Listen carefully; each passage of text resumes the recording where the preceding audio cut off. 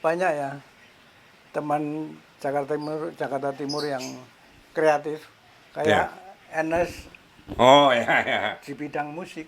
Nah, kebetulan dia ada di sini Om. Itu dia.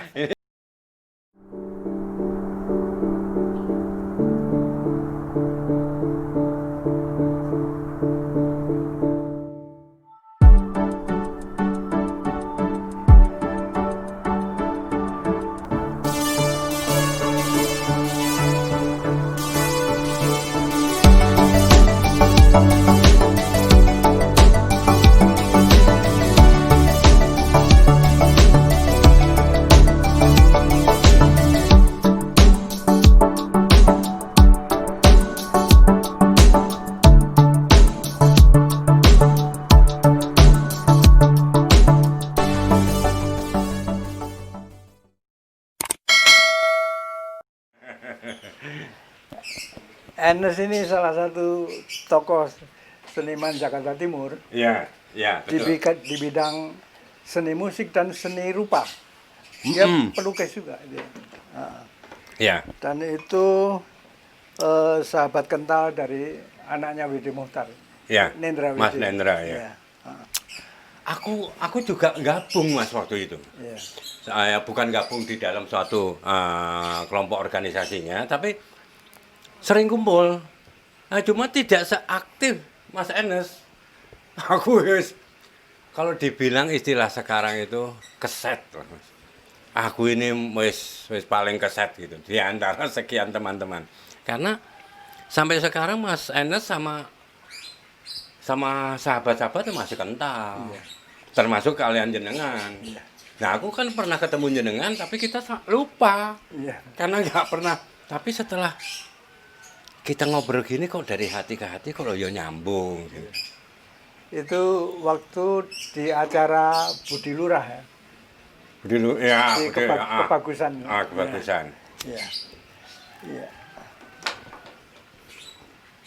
Dan jenengan saat itu juga membacakan puisinya Mas Rendra. Iya. Nah, aku mau tanya nih, kira-kira kalau, oh tadi udah aku bahas, sorry, ini bisa boleh. Tadi aku udah bahas mengenai pembacaan puisi. Ya. Aku sempat minta juga sama Om Dip untuk membacakan puisi salah satu karyanya Mas Rendra. Tapi saran dari Om Dip yang mana jangan. Nanti akan menjadi blawur gitu loh. Tetap saat ini aku bacakan puisinya Chairil Anwar. Nah, nanti kemudian akan membawakan puisinya Mas Rendra. Ya, begitu toh? Atas seizin keluarga Rendra. Dari Ken Junaida dan Clara Sinta. Nah, kalau bisa langsung dijadwal aja, Mas. Belum, saya mesti kontak mereka dulu. Arti kata bukan jadwal dalam waktu dekat, arti kata bisa dikomunikasi. Diproses program itu Iya. Iya. Karena ini jujur ya, sejujur-jujurnya. Sewaktu pembacaan Mas Rendra di tim, itu ada banyak tamu undangan seperti Ali Sadikin. Oh, pejabat-pejabat banyak. Pejabat negara banyak. Terus Anton Sujarwo, Norman Sasono, Hugeng, itu ada itu semuanya. Nah, saat itu aku berangkat sama Enes. Oh, iya. Nah, saat perempat jalan atau setengah jalan dilempar bom amoniak. Iya. Bler 2 kali itu. Dan di situ yang aku bangga dan kagum sama Mas Rendra itu, dia tidak bergeming. Iya. Dia tetap tegar. Bahkan kalau tidak salah ya, dia membacakan puisi tanpa teks. Iya. Kalau tidak salah. Karena saat tragedi seperti itu, dia seolah jiwanya ini bangkit seketika dan dia suarakan lewat puisi.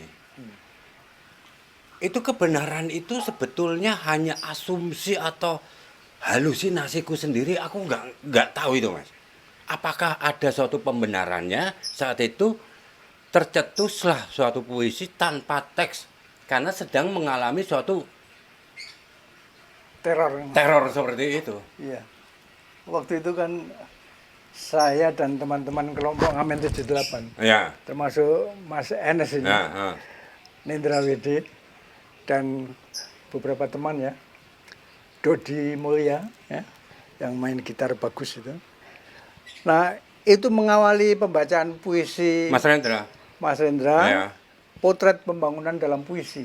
Ah, Kami dari kelompok Ngamen 78 mengawali dengan beberapa lagu. ya. Ya. Lagu Halo Apa Kabar, Mm-mm. Wastri Butuh Nasi, Balada Eceng Gondok, Nyanyian Pengamen. Wah, lagu-lagu yang menggambarkan potret pembangunan dalam lagu ini. Ya, ya. Ya. Nah, itu Mas Hendra suka sekali. Ya. Dan kemudian dilanjutkan dengan Mas Hendra baca puisi. Betul, betul. Jadi mix itu antara Ya. kelompok Ngamen dan pembacaan ah. puisi Mas Hendra. itu. Betul. Nah, kemudian ada teror bom amonia. Mas Hendra sebetulnya itu mengumpat dan memprotes teror ini. Hmm. Bukan puisi sebetulnya. Hmm. Ya. Ini satu tindakan yang destruktif terhadap kebudayaan, terhadap peradaban gitu. Ya. Terus tanya ke penonton, apakah akan kita lanjutkan? Lanjutkan, gitu kan. Kita teruskan. Oke, Mas Hendra baca puisi berikutnya sampai tuntas, sampai selesai malam itu. Ya. Dan betul. saya duduk di kiri kanan Mas Hendra itu sama mahasiswa UI, duduk di kiri kanan Mas Hendra, mengawal lah ya. Jadi setiap Mas Hendra selesai baca puisi itu saya amankan, kan selalu dibuang-buang begitu sama Mas Hendra. Ya. Itu saya amankan, ya. Gitu. Jadi beberapa hari kemudian Mas Hendra dijemput sama polisi, langsung ditahan tanpa pengadilan. Ya. Di tahanan Guntur. Ya. Tahanan Guntur. Dan Ya, itu berita itu cukup itu ya, mengejutkan ya. Mengejutkannya itu gini. Penangkapan tanpa surat, tanpa pengadilan juga. tanpa pengadilan juga. Nah, Dan membebaskan juga tanpa pengadilan karena didesak sama pers dalam dan luar negeri, didesak sama seniman-seniman dalam dan luar negeri pada pemerintah Orde Baru untuk membebaskan Rendra. Gitu. Ya. Akhirnya beberapa bulan kemudian Mas Rendra dilepaskan. Ya. Dibebaskan. Ya. Mengenai penjemputan ya, penjemputan itu kan memang tidak ada surat penangkapan, tidak ada, bahkan Iya. masuk tanpa pengadilan, dia bebas pun nggak tanpa itu. Terus gimana itu? Nah, sosok Mas Rendra ya Mas, ini kalau saya boleh jujur ya, sosok Mas Rendra itu buat aku bahkan menginspirasi saat kejadian itu. Waktu itu aku masih muda ya, arti kata belum berumah tangga ya. Aku sudah terinspirasi Mas, melihat sosok seorang pemberani di atas panggung yang backgroundnya bendera merah putih.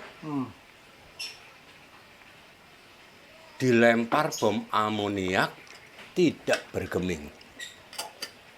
Nah, itulah yang membuat inspirasi buat aku, yang mana akhirnya sekarang aku mencoba membuat puisi yang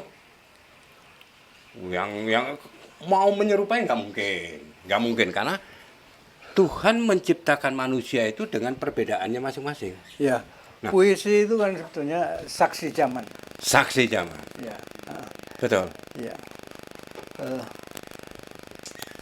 Nah, dari situlah aku berangkat menyukai puisi. Nah, setelah aku main di Facebook, aku lihat banyaknya bukan main Mas. Yang sementara ini kita nggak pernah tahu. pemuisi-pemuisi ini di mana saja, siapa saja, nggak pernah tahu. Tapi setelah aku bermain di Facebook, baru kelihatan, Mas. Bahkan sekarang grup-grup sastra itu wis kayak jamur. Di mana-mana, wah, keren-keren. Nah, tergugah gitu loh. Iya. Ingin memasyarakatkan puisi, mempuisikan masyarakat. Dan kebetulan memang punya karya puisi. Punya karya puisi. Iya. Nah, pastinya aku tidak hanya berhenti di sini, Mas. Iya. Aku akan mencari tokoh-tokoh yang senior, tokoh-tokoh yang piawai untuk ayo, yuk, kita urun rembuk gitu loh. Ayo, kita bangkitkan karena pemerintah takut kok, Mas, sama puisi. itu real itu. Ya contohnya kayak sosok Mas Rendra, sosok Wiji Tukul kan hilang begitu saja. Ya karena puisinya. Nah, berarti pemerintah wedi. Nah, gimana ini?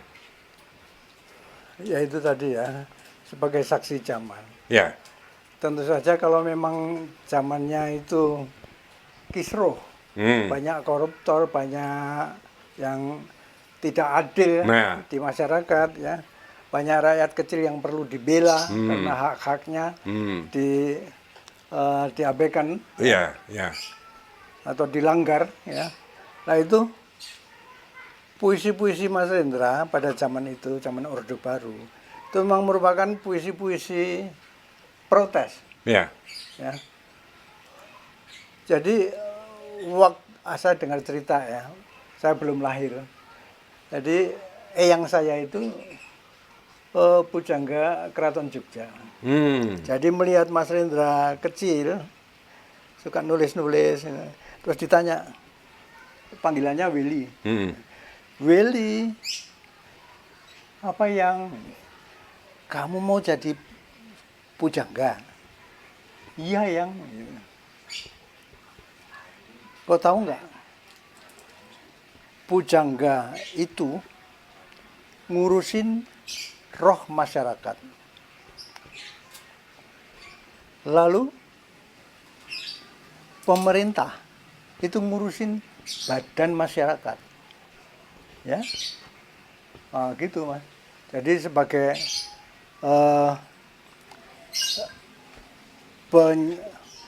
penyuara roh masyarakat, Mas Rendra bikin puisi-puisi yang menyuarakan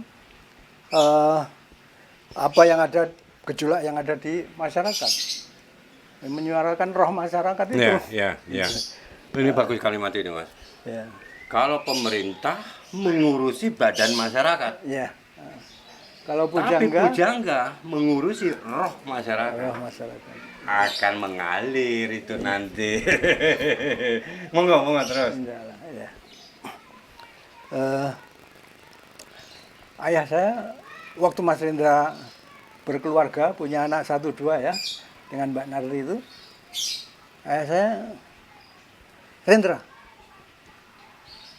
kamu kok nggak kerja? Kamu harus menafkahi keluarga.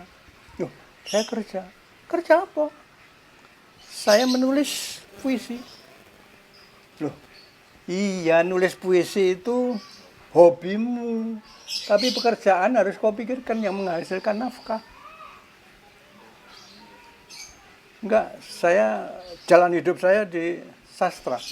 Jadi saya akan hidup dari karya-karya saya. Sastra dan teater. Ayah saya geleng-geleng. Wis angel tenan tuturane.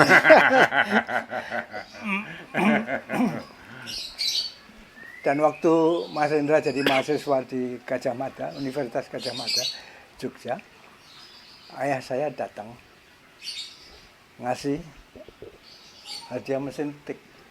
Wah, Mas Rendra kan waktu itu mesin tiknya mungkin kurang bagus ya untuk itu, atau model lama ya.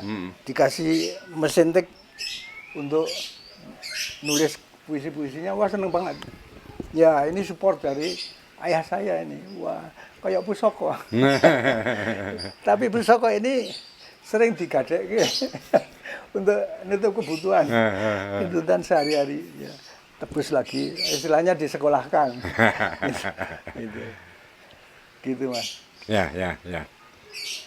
Jadi perjuangannya memang kentara ya. Iya. Ya, di samping perjuangannya dan memang tekadnya itu memang solid sekali untuk menjadi sosok seorang Rendra ya. Iya.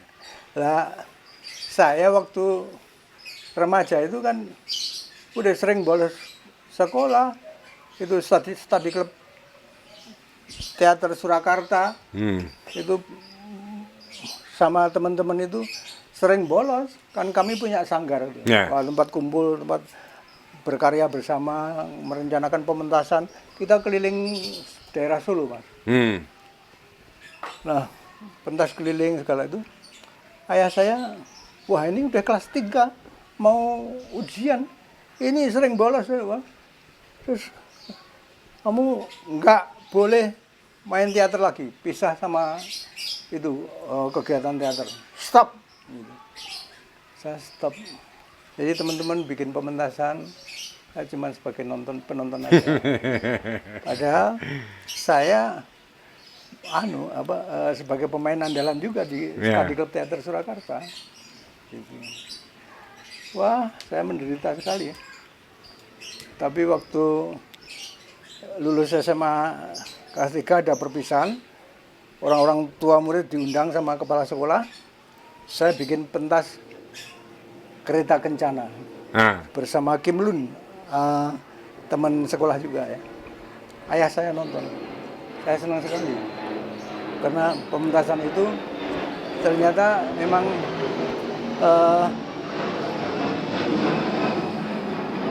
dianggap bagus gitu, ya, bagus. Saya bangga. Jadi perannya itu kakek dan nenek. Selesai pentas, loh, oh kakeknya ternyata masih muda ya, anak SMA. Ya, tapi meyakinkan kakek nenek ini, ya, gitu. Kereta Kencana itu.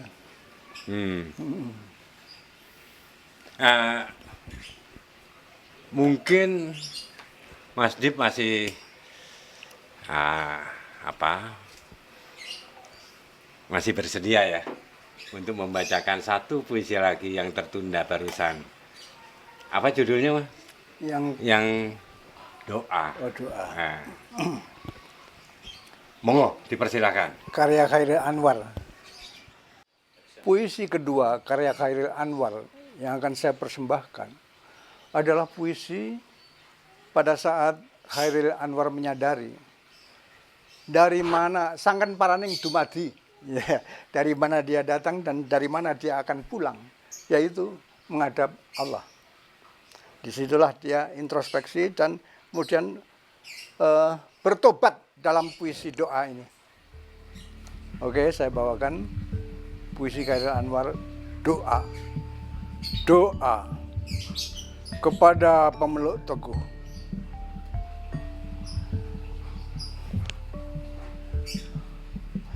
Tuhanku, dalam termangu aku masih menyebut namamu. Biar susah sungguh mengingat kau penuh seluruh. Tuhanku,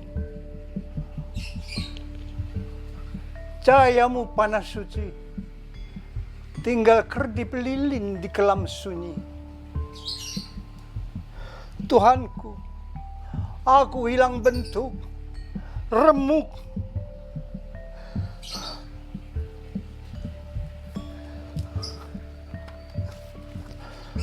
Tuhanku, aku mengembara di negeri asing. Tuhanku, di pintumu aku mengetuk. Aku tidak bisa berpaling.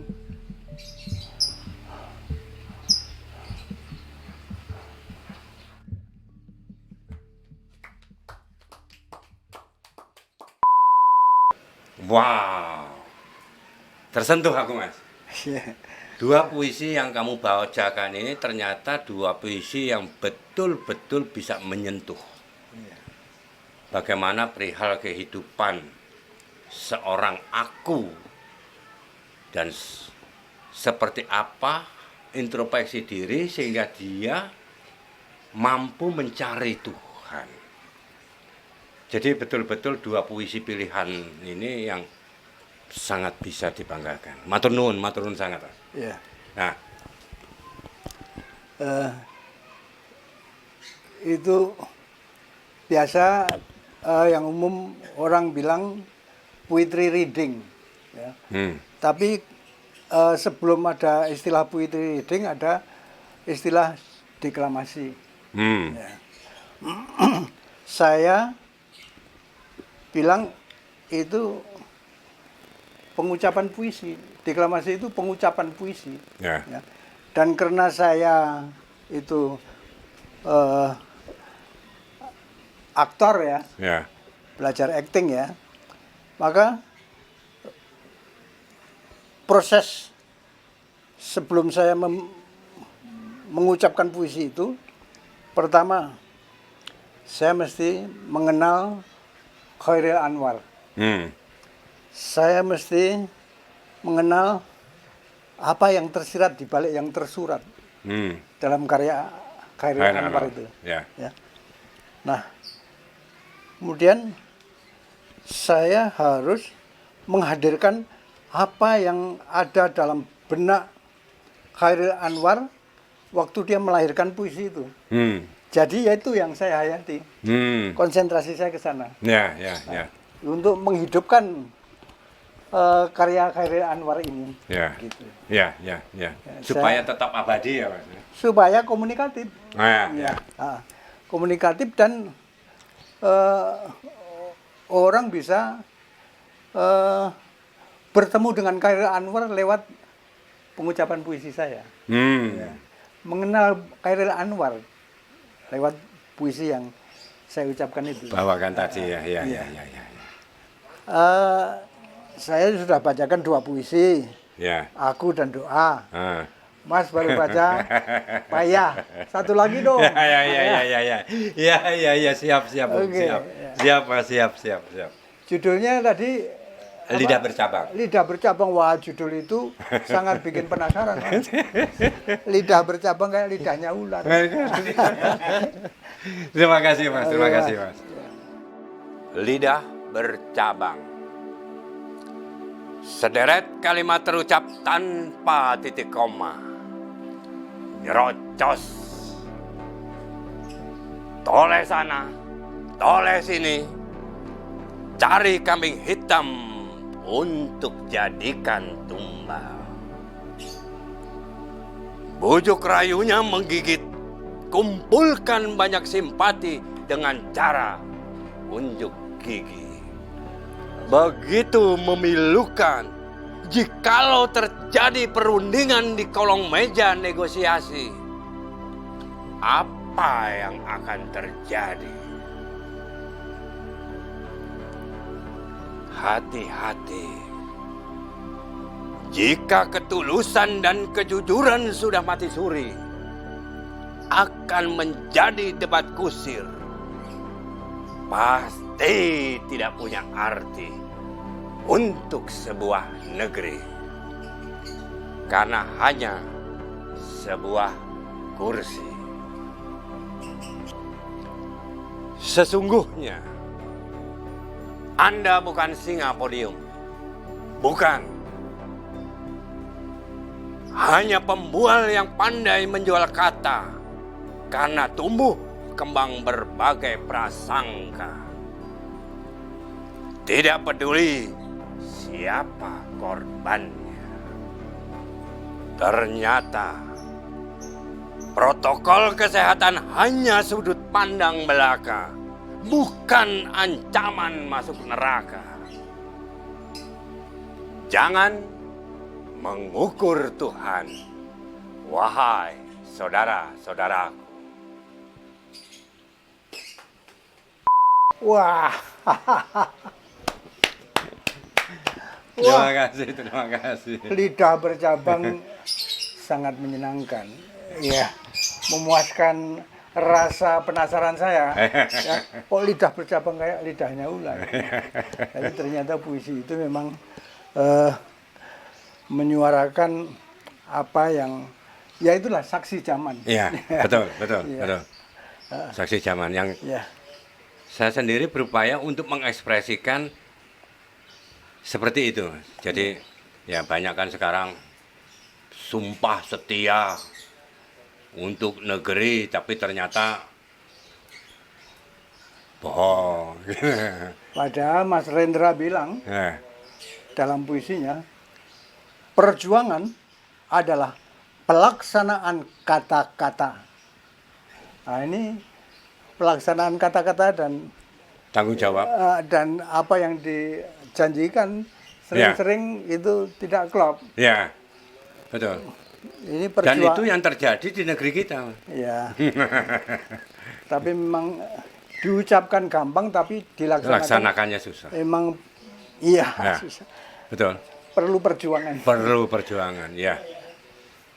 Apa kira-kira yang bisa memotivasi untuk para pemula ini, Mas, atau para penggiat sastra atau puisi? Monggo, jenengan bisa memberikan wejangan atau saran apa saja. Monggo, Mas.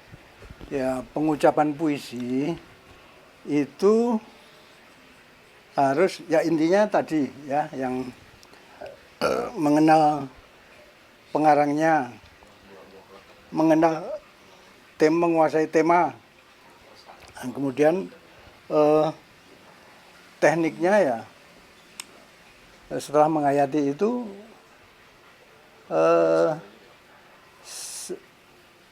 kesadaran artistiknya ya itu menyangkut teknis ya misalnya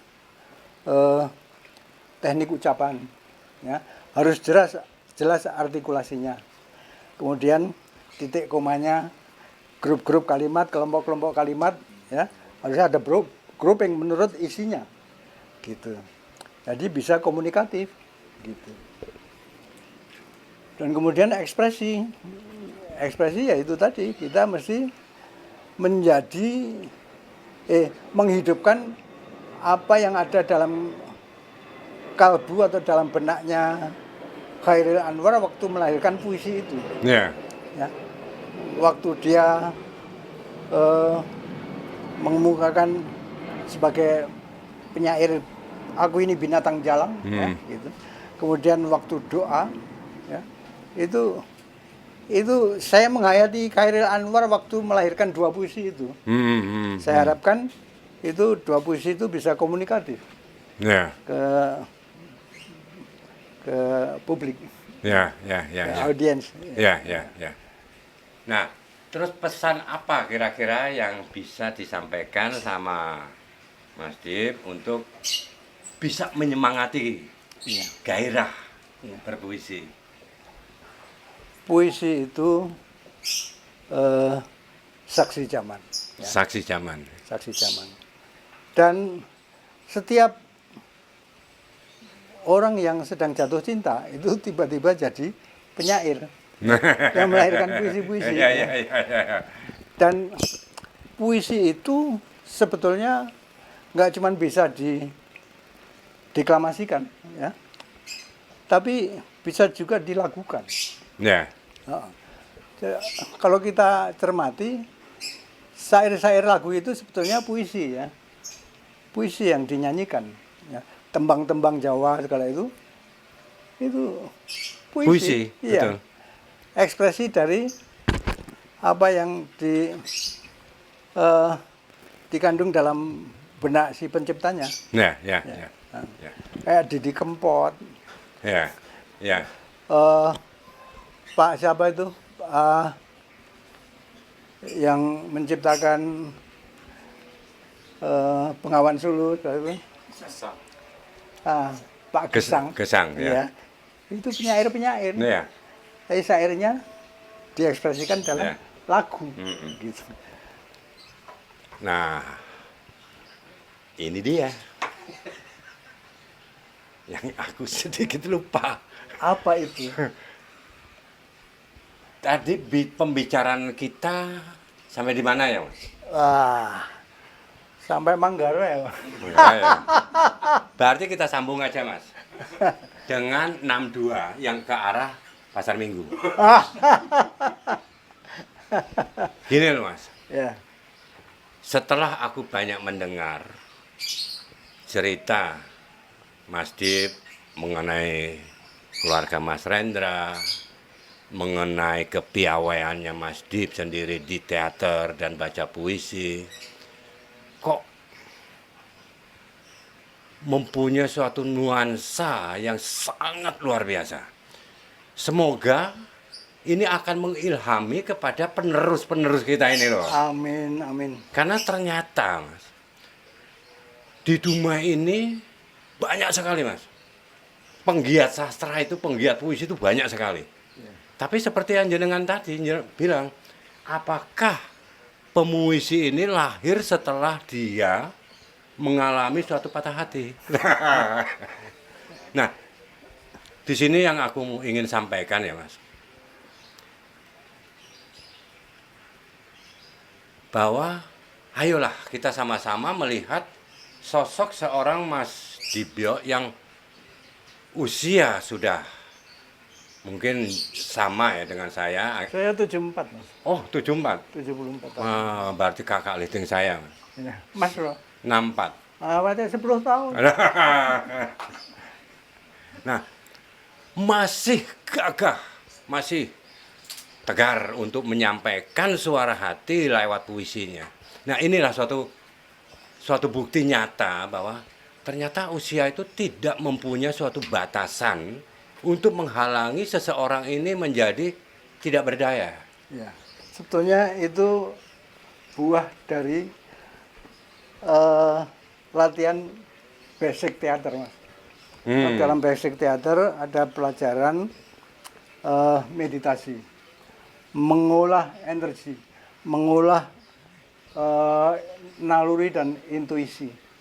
Nah, juga teknik vokal seperti yang saya bilang tadi ya, harus las-lasan, ada energi, kemudian jelas suku kata per suku kata yang diucapkan, ya. Kemudian kandungan isi pikiran dan isi perasaan harus diungkapkan lah. Latihan-latihan seperti itu, latihan improvisasi, latihan sadar bentuk, sadar ruang, latihan olah tubuh, olah napas, ya. Itu mungkin yang